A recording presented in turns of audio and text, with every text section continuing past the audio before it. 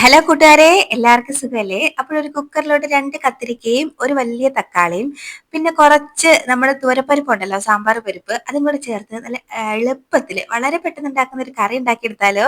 അപ്പോൾ അതെങ്ങനെ ഉണ്ടാക്കുന്നത് കണ്ടു നോക്കാവായോ. അതിന് പിന്നെ ചാനൽ സബ്സ്ക്രൈബ് ചെയ്യാതെ ആരെങ്കിലും കാണുന്നുണ്ടെങ്കിൽ ഒന്ന് സബ്സ്ക്രൈബ് ചെയ്തേക്കണേ. അപ്പോൾ അത് ഉണ്ടാക്കാൻ വേണ്ടി ഞാനിവിടെ ഒരു 3/4 കപ്പോളം തുവരപ്പരിപ്പ് എടുത്ത് നന്നായിട്ടൊന്ന് ക്ലീൻ ആക്കി ഒരു കുക്കറിലോട്ട് ഇട്ട് കൊടുത്തിട്ടുണ്ട്. ഇനി അതിലേക്ക് ഒരു 2 കത്തിരിക്ക ഒരു മീഡിയം സൈസ് വലുപ്പത്തിലുള്ളത് എടുത്ത് ഇതുപോലെ ഒന്ന് കട്ട് ചെയ്ത് ചേർക്കുന്നുണ്ട്. നമ്മൾ സാമ്പാറിനൊക്കെ കട്ട് ചെയ്യൂലേ, ആ ഒരു വലുപ്പത്തിലാണ്. ഇനി ഒരു തക്കാളി അതും ചേർക്കുന്നുണ്ട്. അപ്പൊ തക്കാളി എൻ്റെ കയ്യിൽ അത്യാവശ്യം വലുതായതുകൊണ്ടാണ് ഞാൻ ഒരെണ്ണം ചേർത്തത്. ചെറുതാണെങ്കിൽ ഒരു 2 എണ്ണമെങ്കിലും എടുക്കണേ. ഇനി ഒരു 2 വറ്റൽമുളക്. അപ്പൊ നിങ്ങളുടെ എരിവിനനുസരിച്ച് വറ്റൽമുളകിന്റെ എണ്ണം കൂട്ടാവേ. ഇനി ഇതിലേക്ക് ഞാൻ ചേർക്കുന്നത് ഒരു 1/4 ടീസ്പൂണോളം സാമ്പാർ പൗഡർ ആണ്. അത് ചേർത്ത് കൊടുക്കാം. സാമ്പാർ പൗഡർ ചേർത്തതുകൊണ്ട് ഇത് ആരും സാമ്പാറാണെന്ന് തെറ്റിദ്ധരിക്കരുത്, സാമ്പാറല്ല കേട്ടോ. അപ്പൊ ഇനി ഇതിലേക്ക് ആവശ്യത്തിനുള്ള ഉപ്പ് ചേർത്ത് കൊടുക്കാം. ഇനി ഇതിലേക്ക് നമുക്ക് ഒരു ചെറിയ കഷ്ണം പുളിയും കൂടെ വേണം. അപ്പൊ ഒരു ചെറുത് മതി, അത് ചേർത്ത് കൊടുക്കുന്നുണ്ട്. കുരു ഇല്ലാത്തത് നോക്കി ചേർത്ത് കൊടുക്കാൻ ശ്രദ്ധിക്കണേ. ഇനി ഇതിലേക്ക് ആവശ്യത്തിന് വെള്ളം, അതായത് ഇതെല്ലാം വേവാൻ പാകത്തിന് കുറച്ച് വെള്ളം ചേർത്ത് കൊടുക്കുന്നുണ്ട്. ഇതൊന്ന് മുങ്ങിക്കിടക്കാൻ പാകത്തിനാണ് ഞാൻ വെള്ളം ഇപ്പൊ ചേർക്കുന്നത്. ഇനി ഒന്നങ്ങ് ഒരു സ്പൂൺ വെച്ചിട്ട് നമുക്കൊന്ന് മിക്സ് ആക്കി എടുക്കാം. അപ്പൊ അതാണ്ട് ഞാൻ നന്നായിട്ട് മിക്സ് ആക്കി എടുത്തിട്ടുണ്ട്. നമുക്ക് ഇനി കുക്കർ ഒന്ന് അടച്ചു വെച്ചിട്ട് ഒരു 3 വിസിൽ, 3ഓ 4ഓ, നന്നായിട്ട് ഇതെല്ലാം ഒന്ന് വെന്ത് കിട്ടണം. അപ്പൊ അതിനനുസരിച്ച് ഒന്ന് വേവിച്ചെടുക്കാം. അപ്പൊ അതാണ്ട് ഒരു 4 വിസിൽ കേട്ടിട്ടുണ്ടായിരുന്നു കേട്ടോ. ആ സ്റ്റീമൊക്കെ പോയിട്ടുണ്ട്. ഓപ്പൺ ചെയ്ത് നോക്കാം. കണ്ടോ, നമ്മൾ ഇട്ട് കൊടുത്തേക്കുന്ന തക്കാളിയും വഴുതനങ്ങയും പരിപ്പും എല്ലാം നല്ല പോലെ വെന്ത് കിട്ടിയിട്ടുണ്ട്. കണ്ടോ, കാണുമ്പോഴേ അറിയാം. ഇനി ഇത് ഇവിടെ നിന്നൊന്ന് തണുത്ത് വരട്ടെ.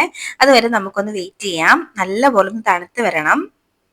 അപ്പൊ അതാണ്ട് തണുത്തതിന് ശേഷം ഒരു മിക്സിയുടെ ജാറിലോട്ട് ഞാൻ ഇതെല്ലാം ഒന്ന് ചേർത്ത് കൊടുക്കുന്നുണ്ട്. അത്യാവശ്യം വലിയൊരു ജാറ് തന്നെ എടുക്കണേ. ഇനി ഇതിലേക്ക് കുക്കറിൽ തന്നെ കുറച്ച് വെള്ളം ചേർത്ത് ഇതിലേക്ക് അങ്ങോട്ട് ഒഴിച്ചു കൊടുക്കാം. ഇനി നമുക്കിത് നല്ല പേസ്റ്റ് കണക്കിന് ഒന്ന് അരച്ചെടുത്ത് കൊണ്ടുവരാം. അപ്പൊ അതാണ്ട് ഞാൻ അരച്ചെടുത്തിട്ടുണ്ട്. അപ്പൊ കണ്ടോ, കാണുമ്പോഴേ അറിയാം നല്ല പേസ്റ്റ് പോലെ ഒന്ന് അരച്ചെടുത്തിട്ടുണ്ട്. അപ്പൊ നിങ്ങൾക്ക് കുറച്ച് തരിതരിപ്പായിട്ട് വേണമെന്നുണ്ടെങ്കിൽ അങ്ങനെ അരച്ചെടുത്തോളൂ, കുഴപ്പമൊന്നുമില്ല കേട്ടോ. അപ്പം ഇനി നമുക്കിത് അങ്ങോട്ട് മാറ്റി വെക്കാം. ഇനി നമുക്ക് ഇതിലേക്ക് ഒരു കുഞ്ഞ് താളിപ്പും കൂടെ വേണം. അതും കൂടെ ആകുമ്പോഴാണ് ഇത് സെറ്റ് ആവുന്നത് കേട്ടോ. അതിന് വേണ്ടിയിട്ട് ഫസ്റ്റ് ഒരു പാൻ ഒന്ന് അടുപ്പത്തേക്ക് വെച്ചിട്ടുണ്ട്. അതിലേക്ക് വെളിച്ചെണ്ണയാണ് കേട്ടോ ചേർത്ത് കൊടുക്കുന്നത്. വളരെ കുറച്ച് മാത്രം വെളിച്ചെണ്ണ ഞാൻ യൂസ് ചെയ്യുന്നുള്ള. 2 ടേബിൾ സ്പൂണോളം വെളിച്ചെണ്ണ ആഡ് ചെയ്തിട്ടുണ്ട്.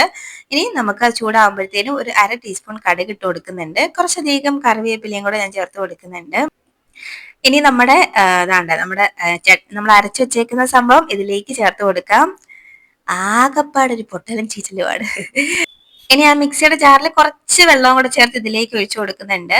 നമ്മളിത് പരിപ്പൊക്കെ ചേർത്ത് എടുത്തേക്കുന്നതുകൊണ്ട് തന്നെ ഇത് നല്ല തിക്കായിട്ട് വരും. കുറച്ചും കൂടെ ലൂസായിട്ടിരിക്കാൻ വേണ്ടിയിട്ട് ഞാൻ കുറച്ചധികം വെള്ളം ചേർത്തിട്ടുണ്ട്. അപ്പൊ നിങ്ങളുടെ ആ ഒരു പാകത്തിനനുസരിച്ച് വെള്ളം ചേർത്താൽ മതി. എന്നിട്ട് നന്നായിട്ട് ഒന്ന് മിക്സ് ആക്കി കൊടുക്കാം. അപ്പൊ നമ്മൾ ഇനി എന്തായാലും ഉപ്പ് വേണ്ടി വരും. കുറച്ച് വെള്ളമൊക്കെ നമ്മൾ ചേർത്തിട്ടുണ്ട് അഡീഷണൽ ആയിട്ട്. അതുകൊണ്ട് ഉപ്പ് ഒന്ന് ചെക്ക് ചെയ്തിട്ട് ചേർത്താൽ മതി. ആവശ്യമുണ്ടെങ്കിൽ മാത്രം ചേർത്താൽ മതി. അപ്പൊ ഞാൻ നോക്കിയപ്പോൾ ഇത്തിരി കുറവുണ്ടായിരുന്നു. അപ്പൊ ഇത്തിരി ഉപ്പും കൂടെ ചേർത്തിട്ടുണ്ട്. ഒന്നും കൂടെ മിക്സ് ആക്കി കൊടുക്കാം. ഒന്നും കൂടെ ഒന്ന് മിക്സ് ആക്കി എടുത്തിട്ട് ഇത് നന്നായിട്ടൊന്ന് തിളപ്പിച്ചെടുത്താൽ മതി.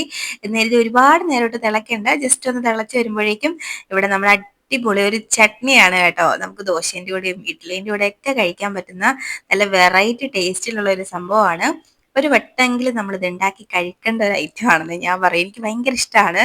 മിക്കപ്പോഴും ഞാൻ ദോശ ഉണ്ടാക്കുമ്പോഴൊക്കെ ഈ ഒരു ചട്നി ഉണ്ടാക്കാറുണ്ട് കേട്ടോ. എനിക്ക് ഭയങ്കര ഇഷ്ടമാണിത്. അപ്പൊ അതാണ്ട് തിളച്ചിട്ടുണ്ട്. ഇനി ഫ്ലെയിം ഓഫ് ആക്കാം. നമ്മൾ ടേസ്റ്റി ആയിട്ടുള്ള ഒരു ചട്നി ഇവിടെ റെഡി ആയിട്ട് വന്നിട്ടുണ്ട്. അധികം സാധനങ്ങളൊന്നും നമ്മൾ ഉപയോഗിച്ചിട്ടില്ല. വീട്ടിലുള്ള ഐറ്റംസ് വെച്ച് മാത്രം ഉണ്ടാക്കുന്ന, തേങ്ങ ഒന്നും ചേർക്കാത്ത നല്ലൊരു ചട്നിയാണ്. അപ്പൊ ഞാൻ ഇതിന്റെ കൂടെ റാഗി ദോശയാണ് കേട്ടോ. റാഗി ദോശന്റെ കൂടെയാണ് ഇത് ഈ ഒരു കറി ഒഴിച്ച് കഴിക്കുന്നത്. അപ്പൊ എന്തായാലും എല്ലാരും ഒന്ന് ട്രൈ ആക്കി നോക്കണേ. എന്നിട്ട് വീഡിയോ ഇഷ്ടമാവുകയാണെങ്കിൽ ഒന്ന് ലൈക്ക് ചെയ്യാനും മറക്കരുത് കേട്ടോ. അപ്പൊ നമുക്ക് ഇനി ഒരു റെസിപ്പിയുമായിട്ട് വീണ്ടും കാണാം. അതുവരേക്കും ബൈ. Thanks for watching.